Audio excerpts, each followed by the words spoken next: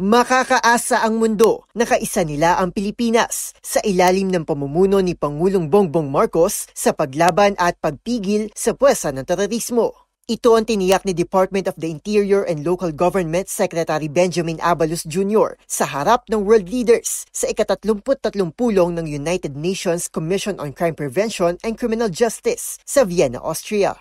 Sa kanyang talumpati, ibinahagi ni Abalos ang comprehensive at holistic approach ng Administrasyong Marcos Jr. Kabilang na ang pagpapalakas ng palitan ng intelligence reports sa pagitan ng mga otoridad, pati na rin ang region at global-wide na kooperasyon at BIDA project na naglalayong ilayo ang publiko sa mapaminsalang bisyo. Ibinida rin ng kalihim ang pagkakasabat ng nasa halos 600 milyong piso ng ilegal na droga sa nakalipas na 2 taon. Patunay sa epektibong supply and demand reduction strategy ni Pangulong Bongbong Marcos. Maliban dito, iginiit din ni Abalos ang commitment ng presidente na palakasin ang criminal justice system at crime prevention na nakahanay sa pagkakaisa ng mga bansa, pagkamit na kapayapaan at pagsunod sa international law. Patunay rito ang bid ng Pilipinas para sa isang non-permanent seat sa UN Security Council para sa taong 2027 to 2028. Para sa MBC TV Network News, ito si Arnold Herrera. Sama-sama tayo, Pilipino.